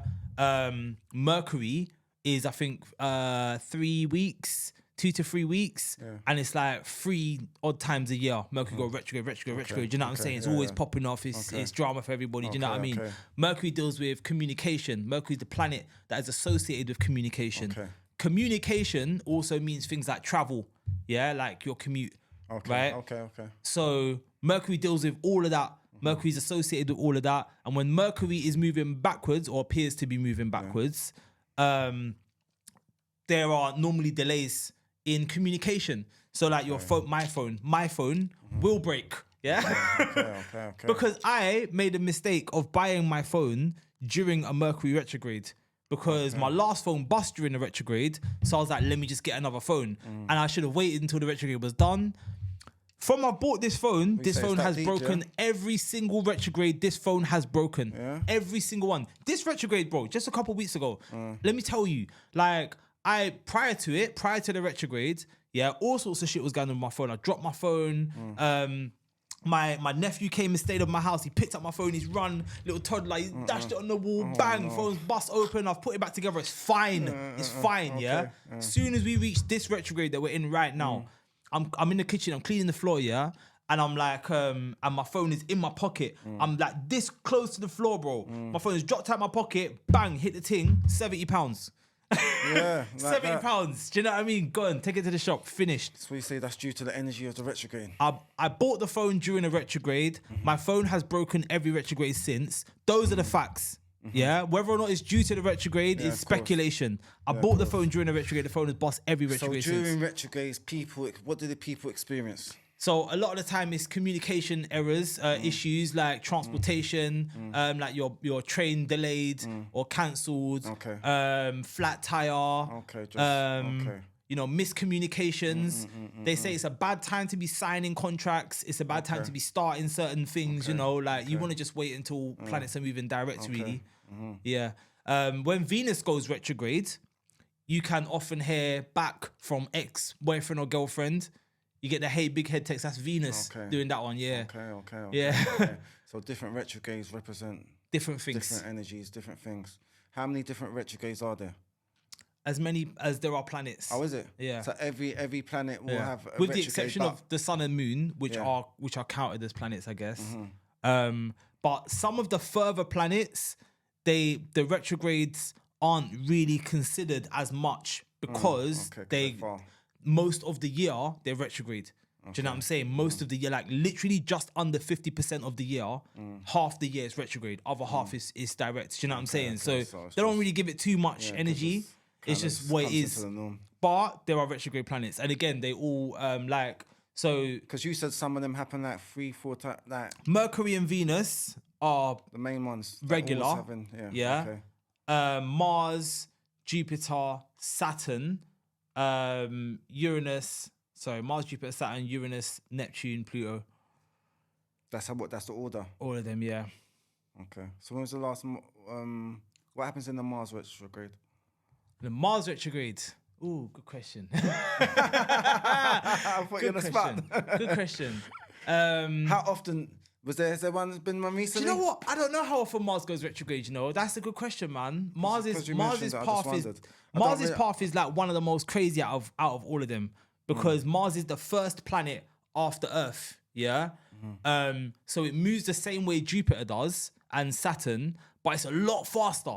Like Jupiter takes 12 years to orbit the sun. Mars takes 2 years. Do you know what I'm saying? So Mars is doing the same thing, but it's doing it bare fast. So I ain't really tapped into Mars' cycle as much as I want to be answering that question. I can't lie. But during the Mars retrograde, I can say, what's going to happen? I mean, it does depend on what sign the retrograde is happening in. Okay. Again, that's another thing. Yeah, break it down. Bro. Break down aspect. Okay, can I talk about a planetary return? Signs. Can I talk about a planetary return instead? Planetary return. A planetary return. All right, cool. Before you tell me about planetary, what does it mean? A planetary return is what happens when a planet gets back to the place that it was when you were born. Okay. Yeah. So, I like Mars for that one. That's why I wanted to talk about Mars for that one. Do you know what I'm saying? So it's like a solar return. All right. Is when the sun goes back to where it was when you were born. Around yeah. 2 years. Is that what you discussed? What was 2 years for a Mars return? Yeah. Right, cool. Yeah. So a Jupiter return happens every 12 years. Yeah. Let's say you were born, Jupiter was in Gemini. Jupiter takes 12 years to orbit the sun. 12 years later, Jupiter's in Gemini again. Mars takes 1.8 years. All right, cool. Right? So a Mars return, or when a planet goes back to the sign that it was in when you were born, you feel its energy intensified, right? The energy of that planet. Okay. So Mars is my favorite because if you really want to see all the characteristics of that planet, if you want to see the characteristics of Mars, like in its rawest form, you got to look at a 2-year-old, and you'll see someone who is setting boundaries, someone who is saying no, someone who's standing on business, someone who's snatching, someone who's, you know what I'm saying? Like, this is Mars. Yeah, that's what Mars is on. That is all of the archetypes that we see when we look at Mars as like, are we gonna have time to get into the planets to actually deep the planets? Because we're gonna try to, but we wait. talking, we going on for a little while, you know. But we ain't even started yet, bro. We ain't even started. A lot of the archetypes you see when you look at Mars, you're gonna see when you look at a 2-year-old. But the way that is expressed is gonna be different depending on the sign that the Mars is in when they were born. So like, yeah, man. So like someone like a 2-year-old who was born when Mars was in Gemini, when Mars gets back to Gemini for them, yeah, that Mars return might look like talking back. Do you know what I'm saying? Whereas Mars in Aries, that Mars return might look like lashing out or throwing something. Do you know what I'm saying? Yeah, it's going to be a little bit different. Mars in Cancer, like Mars return, might look like they're crying a bit more. Do you know what I mean? Again, I'm saying might because there's a lot of things that could come with that. Do you know what I'm saying? But that's the general vibe. You want to look at the planet, you want to look at the sign, and you just want to connect the energy and make it make sense. The more you know about the planet, the more you know about the sign, the better you're going to be able to do it, you know? All right, cool. So for people that maybe get affected by, well, everyone gets affected by retrograde, doesn't it? Everyone gets affected by, well, or is it different if you levels? were born during a retrograde, then traditional astrologers say that the retrograde will affect you differently. Okay. Yeah, if you were born when Mercury was retrograde, then you are naturally going to be someone who double checks things. And instead of kind of like just jumping into things, you're more likely going to be someone who reviews things, right? But for the rest of us, when Mercury goes retrograde, we who don't review things will end up walking into those mistakes. Do you know what I'm saying? But you who have been doing it your whole life, by default, are going to be able to kind of catch it a little bit easier. Okay, I hear you still. All right, cool. So for people that do you? Or let me ask you. When you hear like of a retrograde coming, do you prepare? Do people prepare? Is Not as much as I should. Is it a wise I thing? should, but is it a wise bro. thing to prepare? Bro, I don't know. I still do stupid things during retrogrades that I know better. Do you know what I mean? And I look at my astrologer friends and we laugh at me. Do you know what I mean? We laugh at me because, you know, I'll be there like, I can't wait. I just want to do it now. I just want to like, you know? Just want to, and I'll send that message and I won't get a reply, you know? And I didn't get a reply. Whereas if I had waited, maybe I would have got a reply. Do you know what I'm saying? If I had waited, maybe I would have got a reply. There's something called electional astrology. So you can elect a good time to do a thing. You can wait until Mars is in Aries, Venus is in Libra, the sun, do you know what I'm saying? Wait till everything is set just right and then do it and it's guaranteed to work. That's the way astrology is supposed to work. Do you know what I'm saying? But for most of us who are just being impulsive or not paying attention to it or just doing things, you know, we're facing more troubles than we need to face, you know, including me. All right, cool. How important is it for people to know about the planets and maybe their ruling planet? Imperative. Imperative. Yeah, man. Why do you say it's imperative? Why is it imperative to one person's life? Yeah. To explain. Because explain to someone that don't know that. Why it's important that they know about the planets. Like within the context of someone who wants to study astrology or just an average person. Average person. Okay, I'll tell you why, yeah? Because this is a natural science and we should know nature. We don't know nature, bro. Do you know what I'm saying? Most people don't even know what a solstice and an equinox is. It happens every year. What you're telling me, you're 25 and you still don't know what a solstice is. Do you know what I'm saying? Like, it happens every single year. But it's not, natural science isn't really given much credence in school. Because this society has separated itself from spirituality largely. So natural science, like how to know which way is south just by looking at a tree. Do you know what I'm saying? Which you can tell because the sun rises southwards for us, because we're in the northern hemisphere, we're in England, so the sun is going to be kind of always by the equator. So that side of the tree is going to have a certain kind of moss that this side of the tree is never going to have because the sun will never face it. Do you know what I mean? These things, bro, they're so important for us to know so that we can navigate our environment, so that we can know like what's happening, so that we can not fall prey to the people who do know like the governments and that telling us what it means. Yeah. You know what I'm No, saying? Like, it's definitely, important for 100%. us to know what it means. It's important for us to look into it for ourselves and for us to know. Do you know what I'm saying? Like, this is what's actually happening. This is what they think is happening, and these are all of the things that could come of it. Do you know what I'm saying? Yeah. No, definitely. All right. For you as an astrologer, is there things that we're meant to be doing within in the solstice time? Like practices maybe that, I don't know. Obviously it's a time. Again, bro, it's different for everyone. It is a time where, as you said, it's like a kind of important time within history and with a lot of different going back different cultures and that they all celebrate this. Yeah. So is there I don't know. Is this a time for manifestation? I don't know. Is this a time to relax and ground yourself? I don't know. You know, for those questions, I know a lot of people go to I know a lot of people visit Stonehenge. On I think the summer solstice. Yeah. There's one girl that I know, she visits Stonehenge, and I don't know, it's meant to be, the energy's meant to be different at that time. Because it was built so that you can see the sun come through a certain crack in the thing at a certain time, innit? It's meant to be a spiritual kind of thing. So I don't know if there's meant to be certain practices that's meant to be done for us as humans, knowing that this is a time where events take place within, and obviously we are talking about energies, aren't we? All the sun and moon are energies, as you just said. So that's what I thought. Okay, there are things that, again, this is natural science. This is why I said earlier that it's important that people know it, because it's natural. 100%. Yeah. So what you are going to do naturally is what we're talking about, right? Etymology. My favorite word. Do you know what etymology is? No, can you let me know, please? Etymology. Let the peeps know. Etymology is the root of a word, right? So if you're looking at a word, let's say you're looking at any word, doesn't matter what, you can look at the definition of the word. That's what the word means today. But the etymology of that word will tell you where it originated from. Yeah, I think I've seen people that do My that. favorite word to look at the etymology of is influence. Influence is an astrological term, streaming ethereal power from the stars when in certain positions, acting upon character or destiny of men, flowing of water. It is used in an astrological sense, influence. That means there is no better way to describe the effects that the planets have on us than to say they influence us. The planets influence us, So those influences are going to be natural.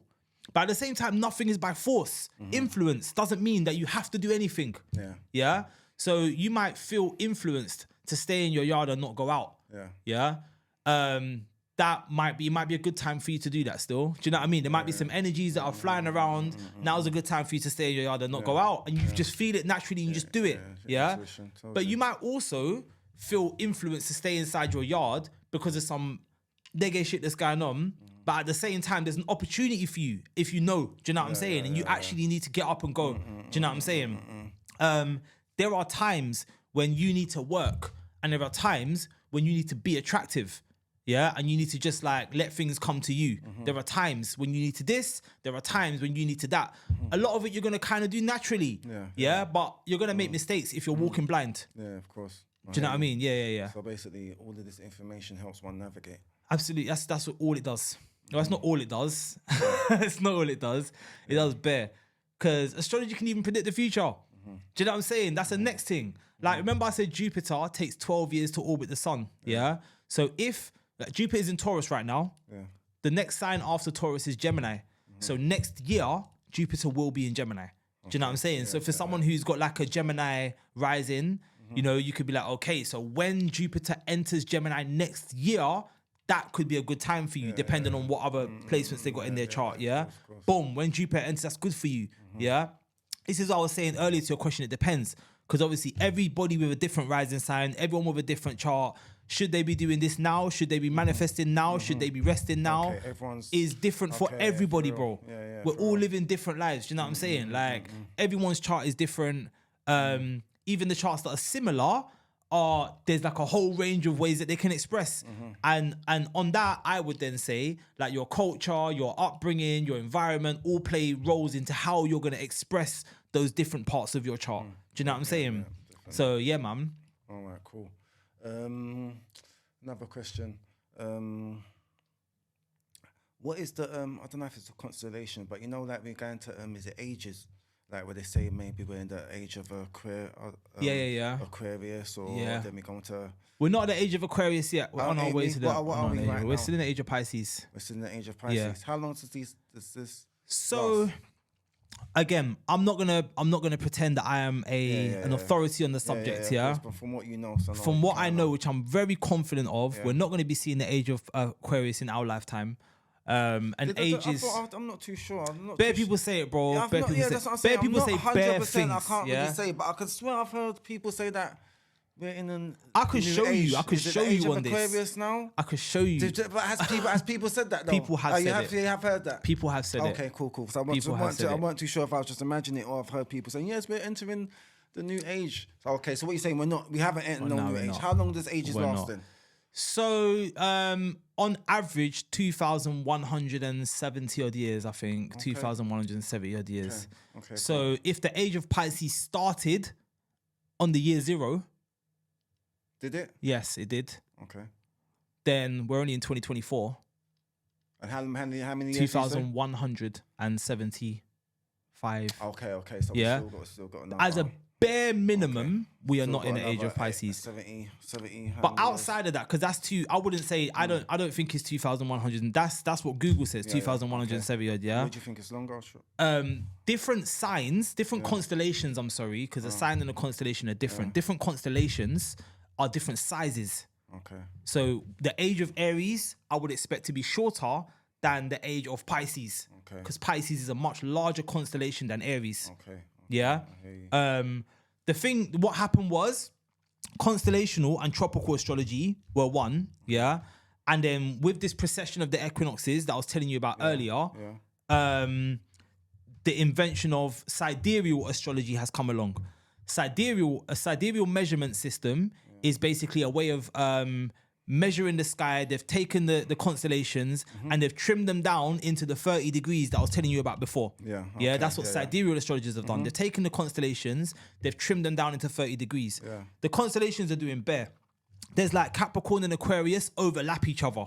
Yeah, but sidereal astrology, they'll just separate them and say that's Capricorn, that's Aquarius. Okay. Yeah, and they have basically set a time based on again, sidereal astrologers don't even agree with each other on it. Okay. But as I understand it, specifically the fixed star spiker is kind of like the most popular. I forget the word.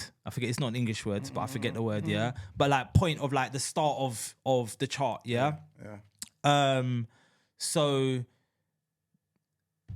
they'll basically say because of that we have entered the age of Aquarius, but that's not factoring in the fact that constellations are different sizes. Yeah, that is just factoring in we've passed that 30 degree and now we're in the next degree, right?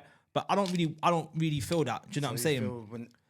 Because the actual equinox has not precessed past the sign of Pisces yet, and it will not do so for another 500 years, bro. Do you know what I'm saying? Like, so the equinox. Remember I said. So has the energy? Let me bust it now. Let me hit this for you, because this will make sense. Remember I said there's a solstice and an equinox. So when we have the equinox, the spring equinox, immediately after the spring equinox is a cardinal sign. Do you remember what cardinal sign it is? It's your sign. Aries. Immediately after the spring equinox is Aries.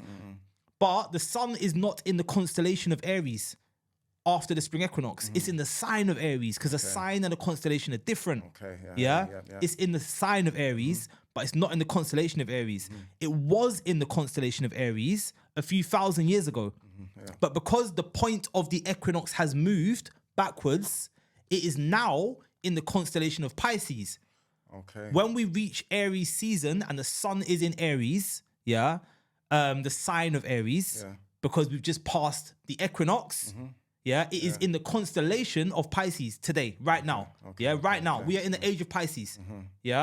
In another 500 years, when we reach the equinox and the sun is in the sign of Aries, it will be in the constellation of Aquarius. But that's going to be like 500 years from now. That's not happening today. That's not happening in 150 years. That's not happening for a minute. That's not happening in our lifetime. So again, people will say we're in the age of Aquarius. because they're using the Someone sidereal say, measurement it's the new system. Age, it's the information age or something like that. We are definitely on our way. We're at the end of the age of Pisces. We're approaching the age of Aquarius. It's a transitional period. We're phasing in. There's things like Pluto entering Aquarius, which is a big deal because Pluto is one of the slowest moving planets. Yeah, it's it's slow. So like Mercury changes sign fast. You know, Jupiter takes 12 years to orbit the sun entirely. Yeah, Pluto, I think, is like 248 years to orbit the sun. So it can be in like one sign for like 30 years. Okay. So when it enters a new sign, that's a huge deal. Pluto has just entered Aquarius. So we're getting that big Aquarius vibe, yeah? We're definitely getting the energy. We're at the end of the age of Aquarius. Pluto's entered Aquarius. We're feeling Everyone's it, but feeling we're not it. there yet, you're but saying. people, In your personal opinion. in my personal opinion, there's more research to be done from most people. You know, I think I'm not so much a sidereal astrologer. I'm more of a constellational astrologer and a tropical astrologer. You know, I'm studying Babylonian astrology. I'm trying to decolonize astrology. Do you know what I'm saying? That's what I'm trying to do. So I'm trying to look at what is going on in the sky. What is going on in the sky? In the sky, like if the sun is in between this period which overlaps, then you need to look at that instead of just making up that it's in this or making up that it's in that. Do you know what I'm saying? Yeah. And again, a lot of it, I'll be real, for clarity, a lot of it is due to a knowledge gap. I don't know why they've done that. I don't know why they've separated it. I don't know why they've chosen this star. I don't know why they've chosen that star. I am still learning bare, bro. There's bare to learn, you know, but just on a surface level, right now, when we reach the equinox, the next equinox, the one we just had, and the next one again, the sun will be in the constellation of Pisces. There's no doubt about that. Do you know what I'm saying? So if you want to say we're in the age of Aquarius, even though the equinox is still in the constellation of Pisces, that's your business. But it don't make sense to me. Do you know what I mean? You got to teach me. I can't lie. You got to teach me. You got to make it make sense. You're dealing with the facts. Yeah, man. And the stars. The stars don't lie. So the ages are different though. Okay, so the age of Pisces started with the year 0, right? The age of Pisces brought the age of religion. That's what the age of Pisces did. Yeah, man. The So ages last a few thousand years each, right? Give or take, because So you're different saying constellations are before different that, there was no sizes. religion? Before the age of Before Pisces, that, it wasn't not Christianity. As we see it now. It wasn't Christianity. Okay, This is Christian era. Now, boom, from the year 0. Okay, that kind of makes As in, sense. if I show you on this app So right now, AD, yeah. That's when it come in. From I show you the year 0, you will see that the equinox is at the beginning of Pisces. Okay. Yeah, right, or the end, sorry. It's right. Just from Aries, it's just entered Pisces, the year 0. Before that, as in like the year 1000 BC, the equinox is in Aries. Okay. Yeah. Before that, if you go back of like 3000 BC, the equinox will be in Taurus. Okay. Do you know what I'm saying? Yeah. And it's only now it's gone from Taurus to Aries to currently Pisces to next Aquarius. Okay. Yeah. And as it goes through them, that the equinox, we are in a whole season now, a whole span, like a whole few thousand years where that's the vibe. Okay. So Pisces energy, because we're both Pisces moons, yeah. So, you know, Pisces energy, Pisces is the mutable water sign, yeah. So Pisces is water, which is sensitive, which is perceptive, which is feeling, which is spiritual, and it's mutable, which is fluid, which is open to learning, which is, you know, trying new things, which is free-spirited. The mutable nature of water is often associated with like seeing behind the veil. It's often associated with, because it's the 12th sign as well, it's associated with endings. You know, it's associated with like death with the other side, but not so much death in the same way Scorpio is, more death in the way that Pisces is, like communicating with the dead, do you know what I'm saying? Just like Pisces is the one who can see behind the veil. Pisces is the one, do you know what I'm saying? That's Pisces energy, So that very deeply spiritual energy is where we're at right now. But it has been it's been colonized. You know what I'm saying? It's been colonized, This entire period that we have lived through as humanity, this entire period, this whole 2000 years has been Christian era. Like from the year 0, the Romans were like, boom.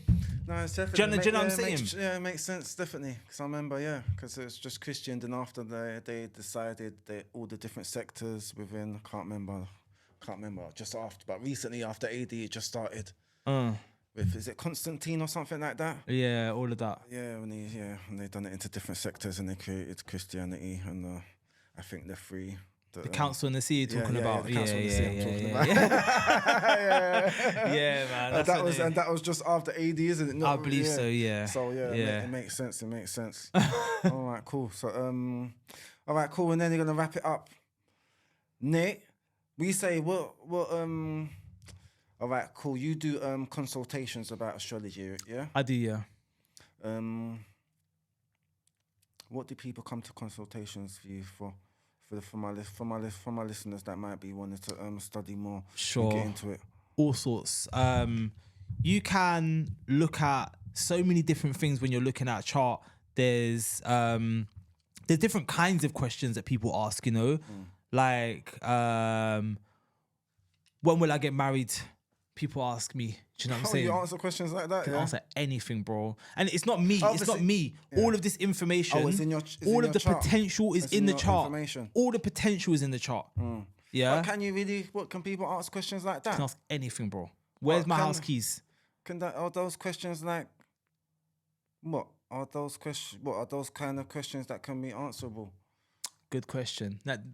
Good question. Because question. Because I could then isn't say that kind of changeable. I could look at your I don't chart and know. say you're gonna get married tomorrow, and then you meet the love of your life and say, "Fuck it, I'm not gonna do it." Yeah, and the next 2 know weeks what I'm later, then after 2 weeks, you never know how some retrograde might hit, and then Exactly. So, like I said, the potential is there. Yeah, Do you know what I'm okay, saying? okay, Like, okay. in answering, that's the question I would get. Yeah, but the I way know. that I would answer that question is different from the way an app would answer it. Yeah, of Do you course. understand? Yeah, Like the way I would answer that question as a human being, I'm gonna give you the insight and tell you, you know what? Actually, you know, is that even an answerable question? Yeah, that's what I was thinking. There's a period here where, you know, there's going to be good Potential. energy for love. There's a period here where there's going to be good energy for love. This is why, that's why. There's a period here where there's going to be good energy for love. That's why, you know, you might find love at work here. You might find love at the library there or whatever. Do you know what I'm saying? Yeah.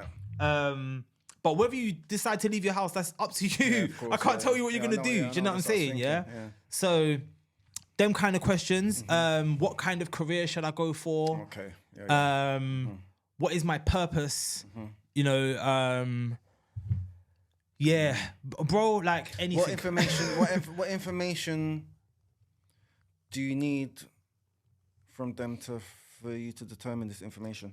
Quite simply, the time, date, and location of birth. Okay, cool. Yeah. Then you can just get all the rest. Yeah. And you don't just have to run a chart for a person. We've spoken about personal astrology a lot today. But like I said, originally astrology was a study of cities, countries. I remember you said that. You can run a chart for your business. We could run a chart for this podcast. If you know the time and date that you started this podcast, obviously it was started in London. Yeah. So I could run a chart for it and be like, boom, this podcast is a Virgo. Yeah, Sun's in Virgo. It's a Gemini rising. It's got Mars in this sign. It's got that, and then that will help you to know. Yeah, That's boom. crazy. So let's say you've got. What you're saying? Someone starting a business, they'd be like, "Okay, I should start." That my is business. electional astrology. Yeah. Yeah. Okay, man. Yeah. I didn't realize that aspect of it. Yeah. Never, People ever. ask me for stuff. You know, when should I start a business? And I'll look Okay. at your chart, and I'll look at what's going on in the sky right now. Yeah. And I'll be like, okay, so Jupiter is about to pass a star that is lucky for you, because when you were born, this star was here in the 10th house. This is a good vibe for you. So right now, this is about to happen, and it's about to pass that star. Do you know what I mean? So now's a good time. I would say the 3rd of June, get onto it. Make that the launch day. Do you know? If you take the advice, it's up to you. If you don't, it's up to you. But you know, obviously there's much more considerations. Yeah. Okay. But man, that's the idea. Okay, that's crazy. Okay, you never knew that still. So people, you heard that? Need any information about astrology? Come. Here's your man. Holla at me. Before we cut, let them know everything that's happening with Nate, because I've got another event. So again, I've spoken to you guys about my Gemini event, or this one is called Conversations. And this is a month for the event, right? Conversations with the Constellations. I've been running it for 4.5 years. Is it always Every at the same single venue? month. Same venue. Cool. Usually first Sunday of every month. This one in particular is going to be on a Friday because I've had some work come up on the Sunday, so I've had to shift it. But usually first Sunday of every month, check out the page, C with the C. This one is another event that I run. This is my second born. This one is an event that I put together at a Pan-African marketplace named Auntie Jean's African Culture Market. Okay. So she runs a market. She's been running it for like 9-10 years now, bro, in Brockley. Yeah. It's crazy. So dope. They have different vendors around the outside. They're selling copper, crystals, books, food. I do chart readings there as well. You know, if you want to come down to Auntie Jean's African Culture Market in Brockley on the 3rd Sunday of every month. What we started doing there, just to kind of bring in some fresh energy, was we introduced like a poetic element. So each month now we choose a different Pan-African or a different revolutionary mind. And we study that person all month, and then we write poetry about them, and we perform it at Auntie Jean's Market. So we've done like Asata Shakur, you know, we've done Jean-Jacques Dessalines, we've done Thomas Sankara, we've done like 11 months so far. The next one we're doing is Frank Critchlow. Frank Critchlow is our first UK-based revolutionary mind. So Frank Critchlow was someone who ran a restaurant in West London called the Mangrove. And basically, because he was an activist and because he was out here like that, it became like a hub for the community. You know, we had like Nina Simone came through, Jimi Hendrix came through, Ladbroke Grove. And literally it popped, like bare people were coming through. Because it was busting the way it was, the pigs started raiding it. They raided it like, he opened it in 1968. They raided it twice in 69 and in 10 times within the space of 12 weeks in 1970. They raided it 10 times in the space, like 6 weeks, I think, 10 times. Again, just raiding it, police raiding it, police raiding it, police raiding it, looking for drugs, They never found any drugs. So these they went on a protest and they marched around 150 protesters, 700 police officers, And obviously the police started popping off. They started scrapping with the people because they're dickheads. Do you know what I'm saying?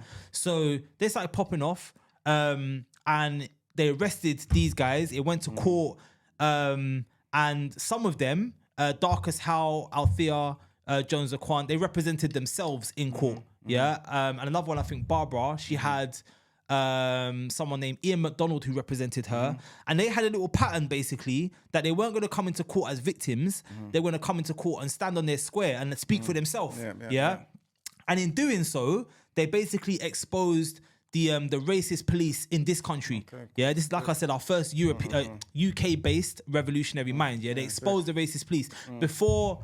Like this was the first case where institutional racism was recognized at a judicial level, as in the judge who was overseeing the case looked at the police and said, "Raw, you man are racist." In pen and pen. And then after that, the police started writing letters. They were like, "That's not cool. You can't say that."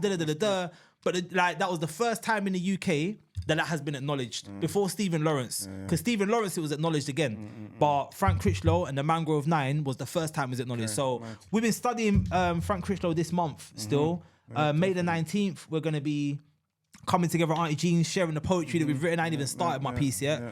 After that, Kimpa Vita, Congolese goddess, you know. But yeah, man, I'm learning bare, bro. I've learned so much. Let me tell you, I've learned so much about Black history over the last 11 months. I am very proud. Big. So hear that, people? So let them know where they can find you. All your Yeah, man. Follow me. I'm Nate the Lyricist on social media. I post all of this on my story. Do you know what I'm saying? So I'll post the flyer for the Star Sign event. I'll post the flyer for the Pan-African event and any other stuff that I do, any music I release, any shows I'm doing that I'm performing at, all of that, I'll post that on my page. But obviously, both of these events also have their own page. So this one is Minds of Revs, which is Revolutionary Minds of Revs. This one is C with the C, which is Conversations with the Constellations. Nice. Yeah. Obviously, come to Auntie Jean's Market. 100%. Come, go down there. Man. This is Nate, the lyricist, poet, big poet.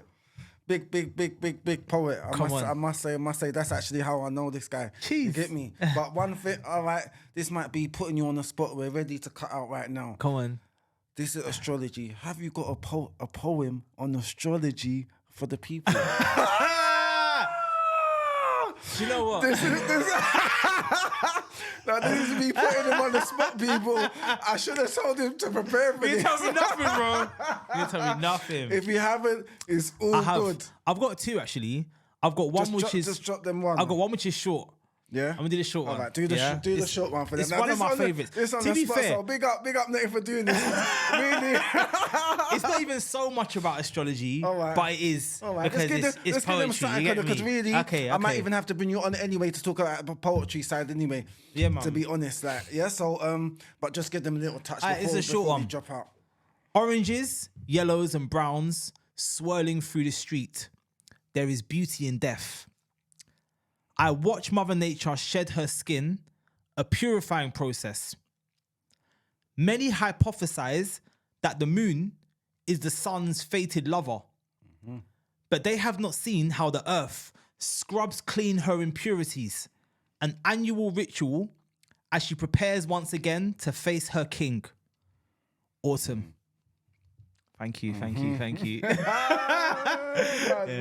I like that piece, so that's one of my favorites. So that piece there, that is astrology, isn't it? that's astrology. That is astrology. I wrote that in 3 minutes. That My is brethren astrology. Bexy Bex. That is astrology. Large up, yeah. All right, we good, yeah? Anything else before we cut out? I think you said everything, haven't you? I'm definitely forgetting Bear. Large up to everyone, all the big ups, large up to everyone who's helped me make this Revolutionary Minds event possible. I must say, shout out to all of the people who have been bringing poems to this one, because that has large up Nat Nine, large up Stella B, large up Duality D, large up Yamaya, large up Watisi. Listen, I could go on for time. Large up Auntie Jean. Large up New Dawn, yeah. Large up Kevin, large up Carolyn, large up everyone who's made this one. Large up Dwayne, there's bare people I'm missing, bro. Do you know what I'm saying? But shout out to everyone who's helped me on my journey. We got a long way to go. The marathon continues. We're still striving, y'all. Big up Nate for coming through. Yeah, yo, man. people, make sure you like, subscribe, comment, lock in, done now. Truth or Bantz, we out. Boom. Hey, large up yourself as well for having me, bro. Thank you, man. Thank you.